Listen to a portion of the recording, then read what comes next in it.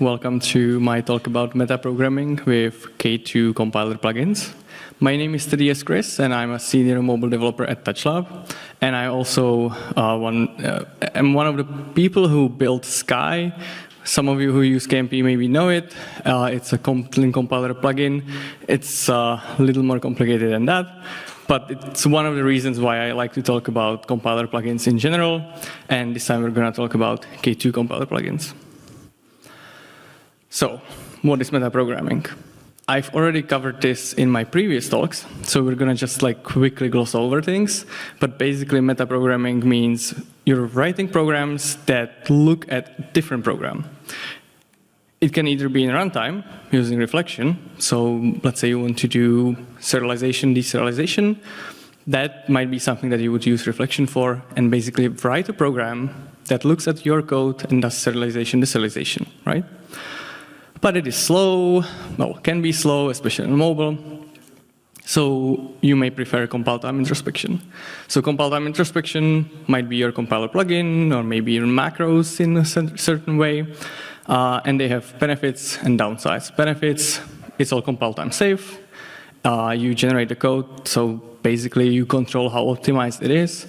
But also it makes the compilation time longer, and the binary size can be larger. One of the things that you should be using if you want to build something like this is KSP. How many of you have used KSP or written something for it? That's pretty nice.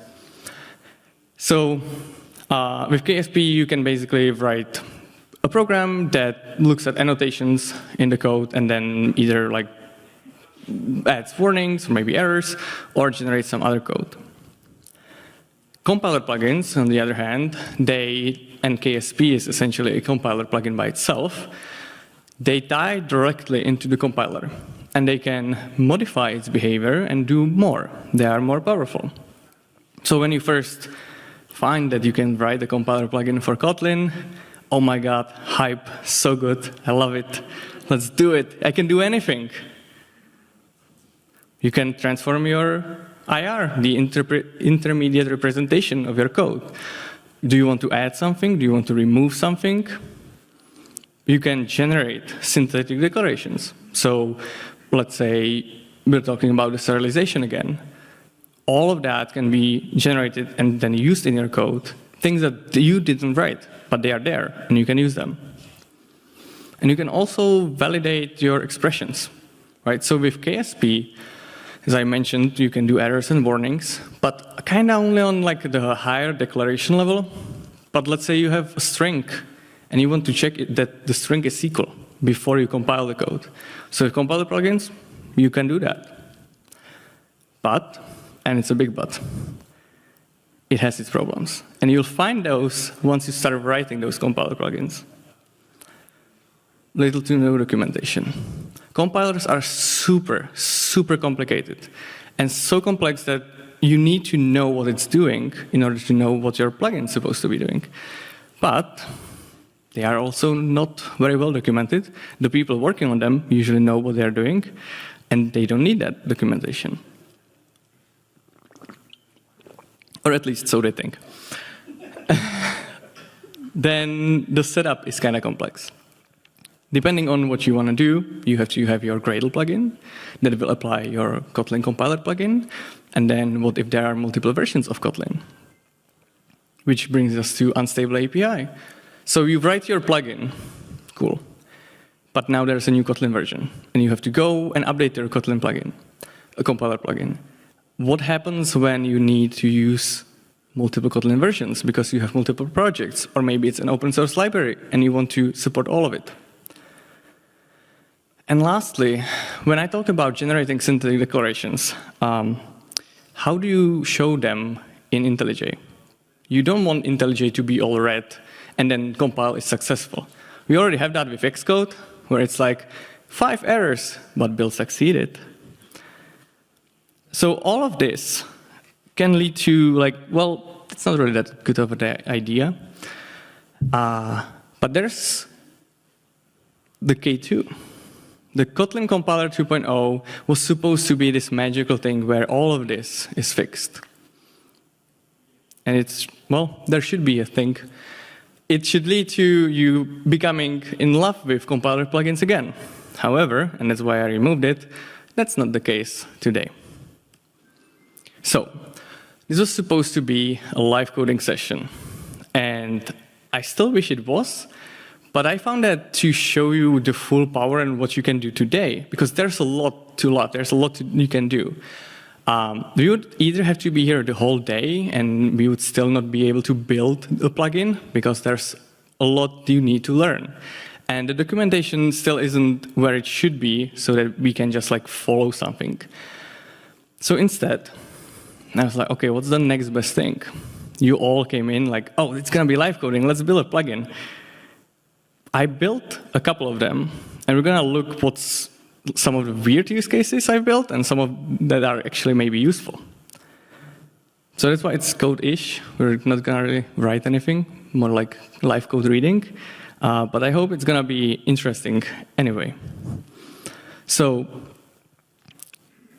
let's go into IntelliJ. And this should probably work in Android Studio too, but I kinda ran out of time, so I couldn't try it. If you do try, please let me know. If it works, perfect. If it doesn't, use IntelliJ, I guess.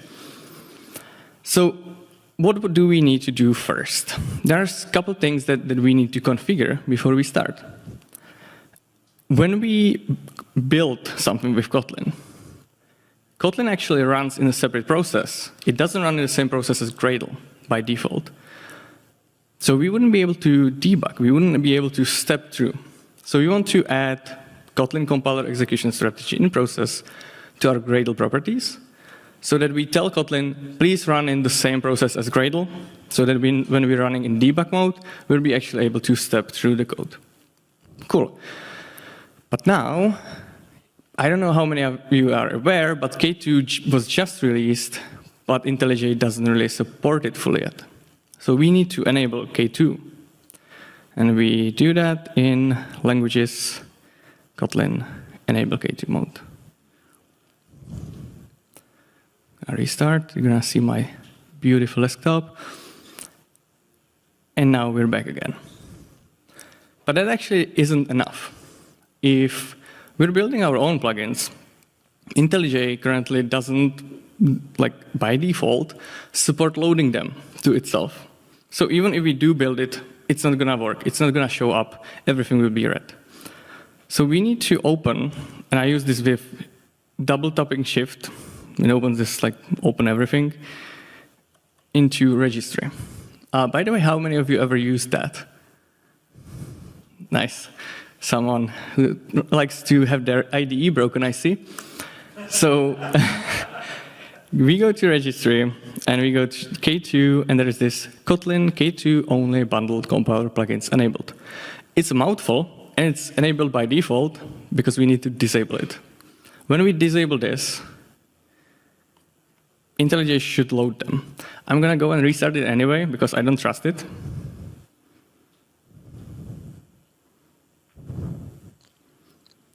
And now we're back again. Cool. So far, we didn't really do anything. So this project has two modules. It has the Kotlin plugin module and the example module.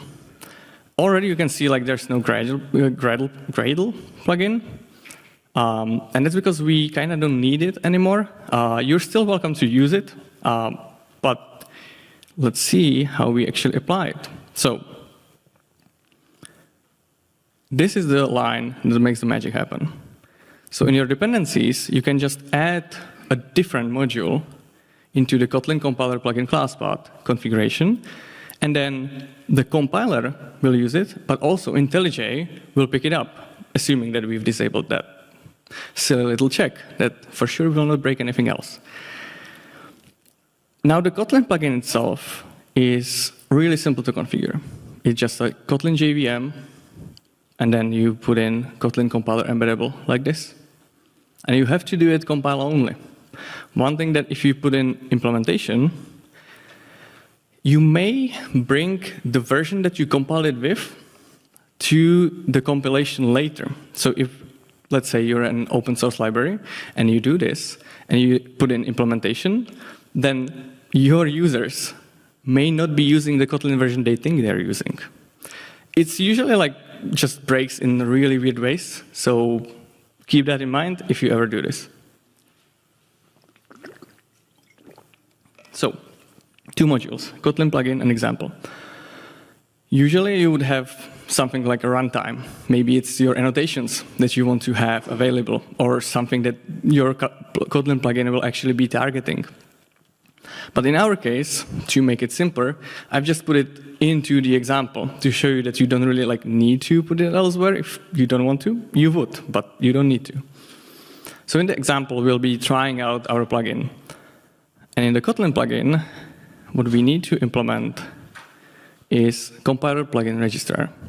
So this is our entry point to being registered into the Kotlin compiler. We need to say that we want to support K2, right? Otherwise, if you're running in K2 mode, this plugin would not get applied. And then in this register extensions, we can register all the extensions we want. Funny thing is that it registers extensions that register extensions. So before, with K1, you would basically register the extensions directly. But today, the front end of the compiler, the FIR, the new thing, the shiny new thing, it has its own extensions. And because it's running in IntelliJ, IntelliJ won't be running all the other extensions. So instead, we register a registrar. So it's a little meta. So Vir extension registrar is what enables us to register the front-end plugins, the things that can generate stuff, the things that can add warnings, errors, and stuff.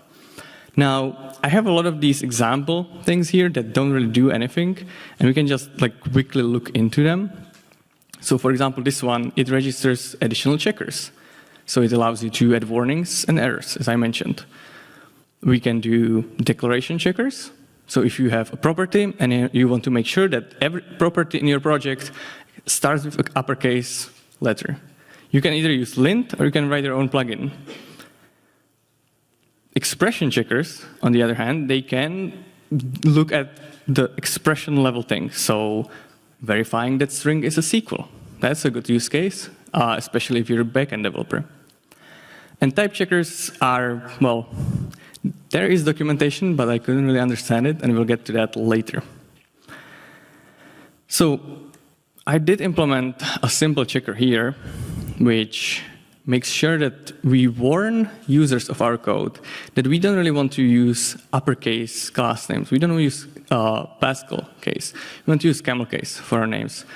So what you can see, hopefully, here is we can simply write code in here. So we have this check, we get the declaration, and then if the declaration is FIR class, then we can look at its name. And if the first letter is not uppercase, it's fine. But if it is, we report. And we basically just say class names should begin with lowercase characters. We don't like Pascal here. So let's look at how that looks in the example. So if we go here, we have the example class, and it starts with uppercase. And if we look at it, we see class names should begin with lowercase. And again, this could be a lint rule, but it can be really powerful in what you can do. You can, maybe if you have a view model, you have a package view model, then you can double check that every class in it is a view model. Again, might be done with a lint, but maybe you want to do more. And if we change it to lowercase, the warning is gone. Of course, we get a different warning, but that warning is gone. Cool. But let's look at something that makes a little more sense, hopefully. So how many of you are using Kotlin script for Gradle scripts? Okay. How many of you switched to using the new assign to properties? So instead of name of property dot set and give it a value, you use name of property equals and the value. That's nice. Adopting new experimental technologies that may not work. Fun. But anyway, with K2, we can do that ourselves. So what I've done here is we can look at mutable state flow. So you have a regular class with a mutable state flow, and then we can assign to it a string, because it's a mutable state flow that has string in it. So how can we do that? It all comes down to one of the extensions that are currently supported, and that's called Fair Assign Expression Alterer extension. That allows us to transform the assignment. So in here, I'm looking at, is the left side a mutable state flow? So we're looking, okay, is it a mutable state flow? If it is, then we continue. If it isn't, return null, we are not changing anything. And then, because we have the full power of the FIR, which is an intermediate representation of the front-end code, we can start replacing it. So in here, I replace the L value now, so the left part of your equals is actually the thing you wrote, dot value. So that's what we're doing here. We say build property access expression, the receiver is the value assignment L value, so that's the left side. And then the quality reference is the property value. You can do a lot of evil things with this, like you could maybe replace all the L value with the R values. So in all your code, everything will be like, you can't do that. Like you can't do string equal to integer because you just changed it all. Please don't. It's like one of the things, if you have the define true to false in your C, if you have a C code base, and then nothing works because true is false and everything is wrong. So this way, it works really nicely because it allows us to basically override the assignment. So this is the class, mutable state flow in it, and then the use case, this is basically transformed into this code. But you don't see it, and you don't really need to. So you really want to like put this into the state flow. I'm not assigning string to a state flow, I know that, right? Another example, or like another plugin that I built, how many of you used Google's Auto Factory? Okay, 3 people, 4 people maybe. So Auto Factory doesn't really work with KMP. So if you need factories for your view models or whatever you're building, then with K2 you can build that. It's a lot more code, so brace yourselves. So the way I built it, I actually used, let's look at the registrar here.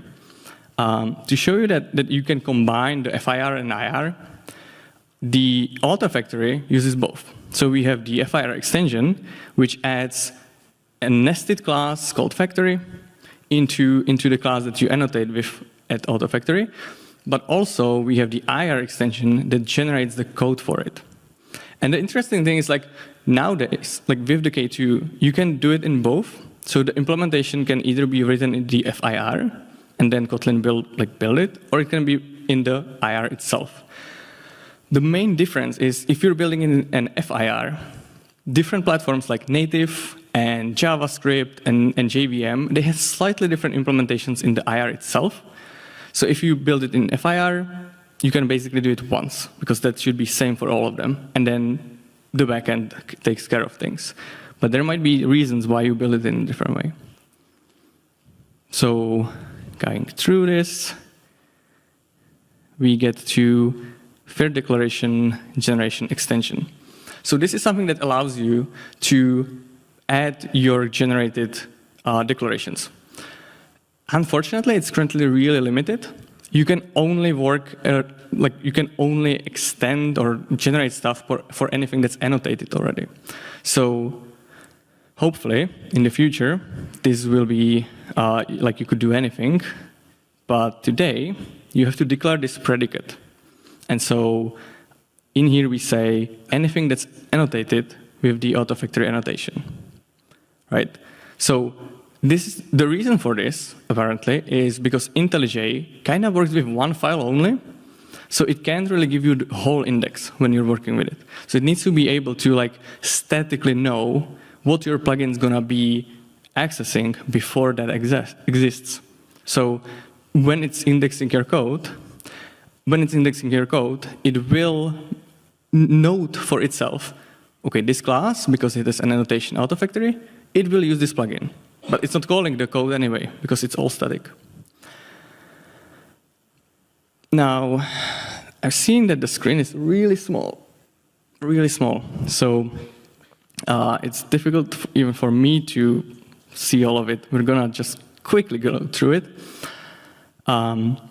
So we have two kinds of functions in this extension. We have anything that has a prefix generate, anything that has prefix get name or something. So we look at the get first, and of course they are in bottom. So the get functions, they allow you to like get the symbol. So anything that the predicate matched, right? You will get this get called with it. And then you can decide whether based on this, there are any new things you want to generate. So get nested classifier names, they got called with a class symbol.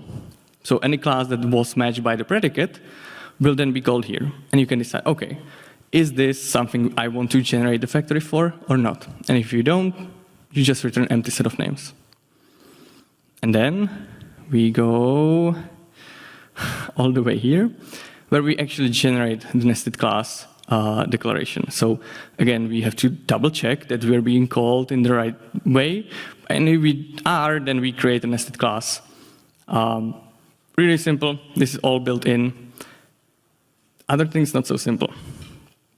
So for example, the new class, the factory class, needs a constructor. So we already said that, yes, there is a class. It's going to call this generate constructors for us. So we need to know, and then we need to look at it. And I'm not going to bore you with all the details, because it basically just looks at the parameters that the original class has in its constructor, and then puts it into its own constructor, unless they are annotated with the provided. In that case, it puts that into the create method that builds the instance. So let's look at how it looks in the end. So we have this example class that we've seen before. We've annotated it with autofactory, and we have this provided here. So then when we go to use it, and that's here, we can use the factory, and you can see that it is here. Like IntelliJ sees the declaration, and it might even, nope. So some things don't work, as I mentioned. Some things don't work because I messed up. Because the documentation, as I mentioned, is limited, and you don't really know what you're doing most of the time. So maybe I didn't give it the source parameter, which means where this is coming from, right? So you can say, this is actually generated from that thing. So if you're command clicking it to go to the declaration, it would go to the original class. Maybe I forgot that, or maybe I didn't and it doesn't work, which we don't really know without debugging it.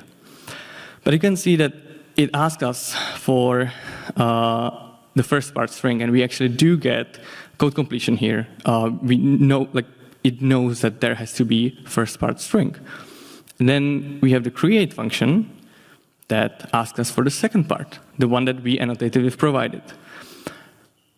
There's a lot of code to show here during the presentation, but when you actually do look at it, you realize that it's not that much of a code that you need to write to build something like this. And you can extend your code base that way. Now I want to show you something that's a little more evil. And I mean it in kind of a good way. Have any of you used Swift? Cool. Have any of you used autoclosure in Swift? Cool. So we can build autoclosure for Kotlin. So let's see the usage first. So I have a logger here, and I have this inline function log that takes a closure that returns string, and we annotate it with autoclosure. And then inside, we check if logging is enabled. Maybe you would check like if the level that you're looking for is enabled and you want to really log. And if you really do, then you call the closure.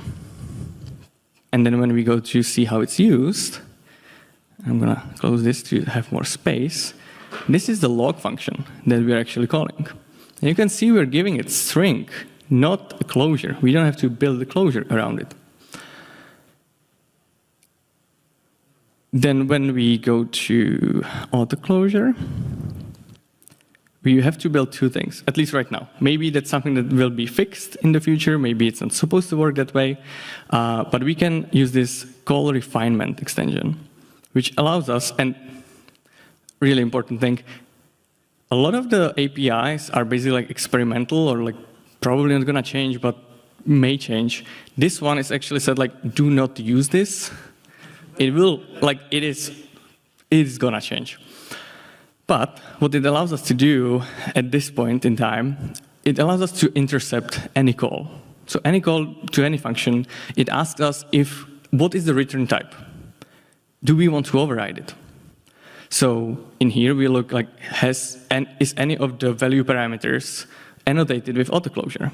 And if it is, we don't actually override here. We just say that like we want to be called. We give it the same return type.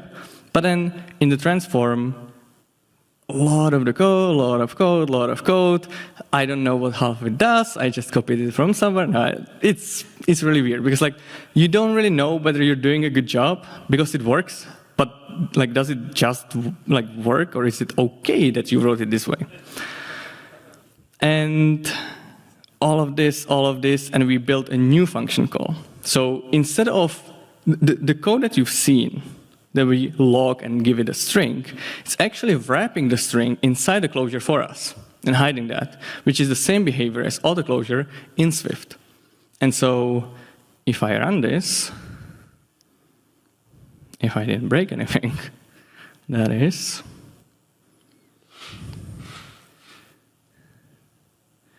it might take a while.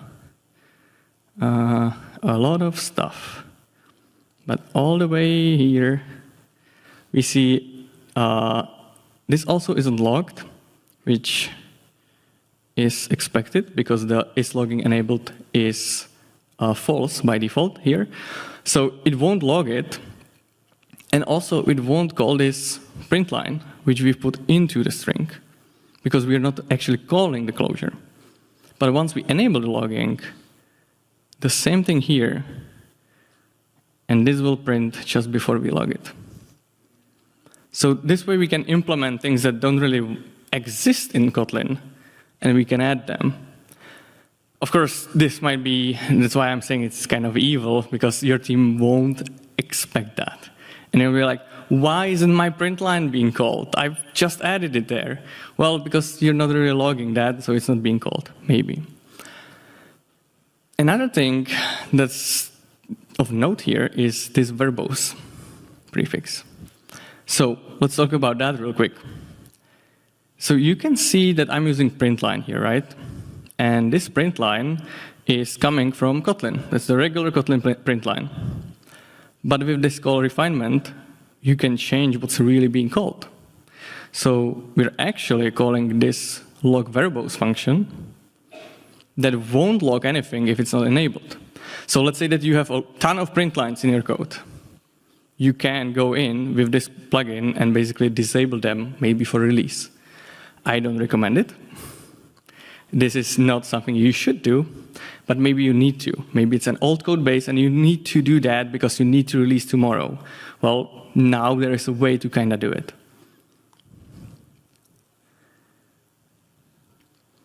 So how are we on time? 10 minutes, okay, cool. So with all of this, I built all of this as like an example of things that you might see useful. For example, the auto factory is something I actually do use, and I had it written in for K1, and it's really nice that I don't need an IntelliJ plugin anymore with K2.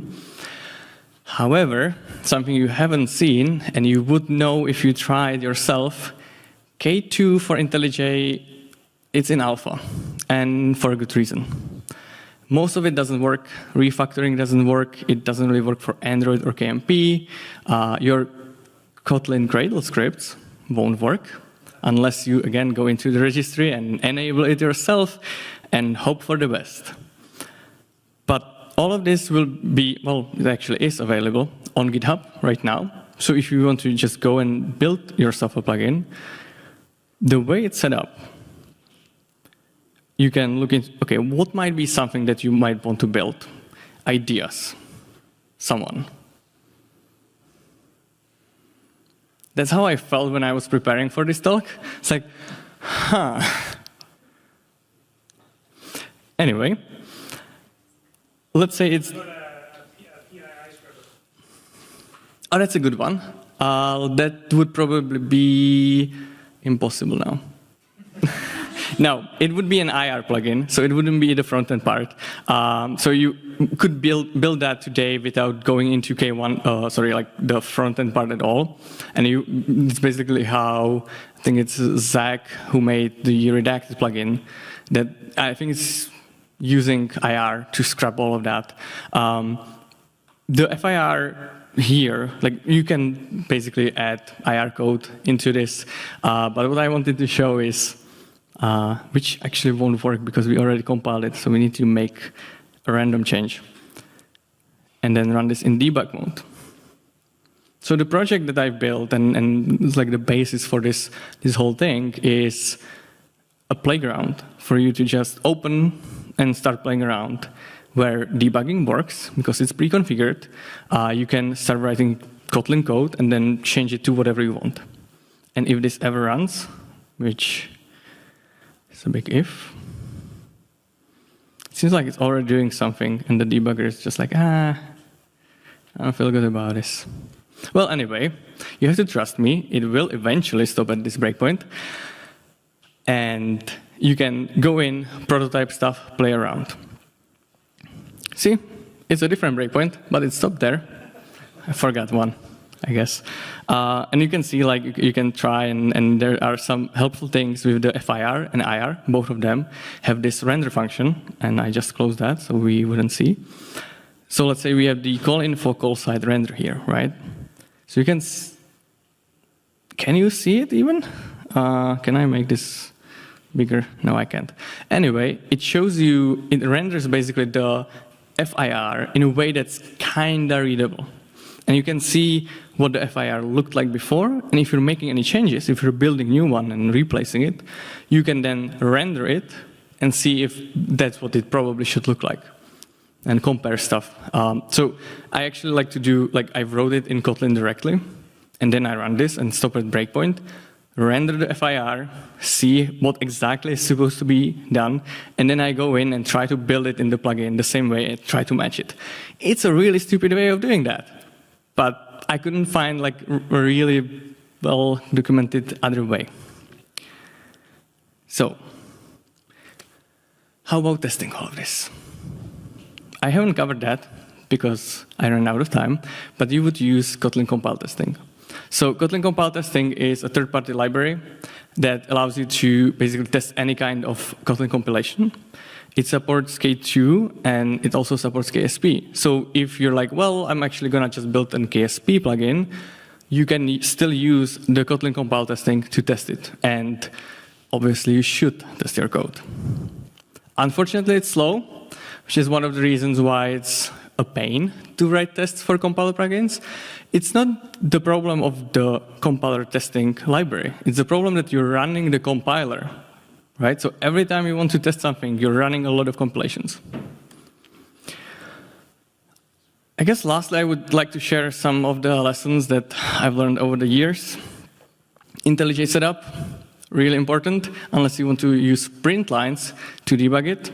So as I mentioned, put this in your Gradle properties, and then if you want to try the K2 plugins in your IntelliJ, you have to disable this in the registry.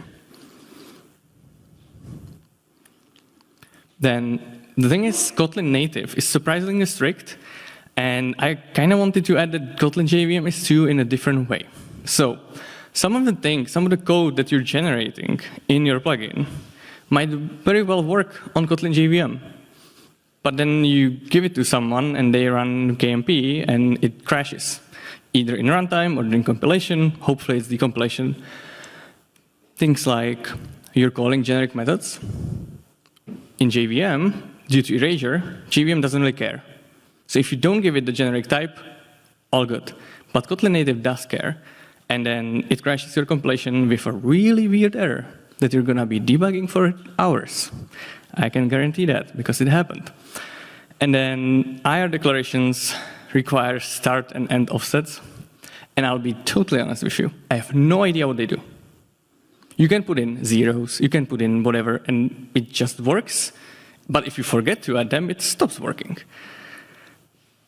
OK. And then maintenance is super hard. Because of all the issues I mentioned before, different Kotlin versions, no documentation or little to no documentation, maintaining a plugin is a lot of work. If you would like to know more about all of this,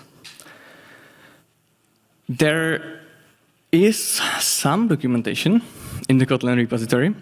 So we've kind of been focusing on the FIR, the K2 stuff. So that's the FIR basics, FIR plugins that kind of tell you what FIR is, what kind of extensions you can write. And then there's the FIR plugin prototype. They show a lot of interesting things in there, so I do recommend looking at it.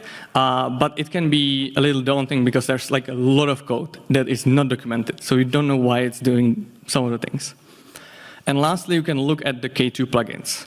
I chose one basically randomly, which is the Parcelize K2, but most, I think maybe all of the bundled plugins today, so like all open, and I'm drawing blanks because I don't remember the other plugins, all of them are basically changed into K2, so you can see how they implement things. Additionally, we have like other plugins in the community today. KSP repository is a great example of how you can build a compiler plugin that allows other plugins to run. Zipline from Square, and the Kotlin repository was actually the Compose compiler that was moved into the Kotlin repo. So that's also all been updated to use K2. One interesting tidbit is Compose compiler is using some new things in K2 that aren't really enabled, because they can't enable them yet. So it's interesting to see like there is some future stuff that people don't even like use today because of backwards compatibility. And lastly, even though it's first, Sky, that's a plugin that we built. It's a whole different kind of plugin. It's not using any of the extension points that I've been talking about, but you can see like what is possible with basically JVM, how you can hook into things that you shouldn't. And then it comes to, should you build a plugin? So, when I first gave a Kotlin compiler plugin talk, I made this diagram, and surprisingly, it still holds true after, I think, a couple of years. You start with a simple question. Do you need to modify existing code? So do you need to like change some of the code? If the answer is no, perfect. Let's go to the other question. Do you need to access individual expressions? Do you need to look at the small things? So maybe it's the redacted, where you want to like remove PII from the code. If the answer is still no, go and use KSP. You will save yourself a lot of trouble. I guarantee it. Then, if any of these, the answer is yes. Are you sure? Sometimes we think the answer is yes. Sometimes it's like, well, I do need to modify existing code because I want to add a nested class.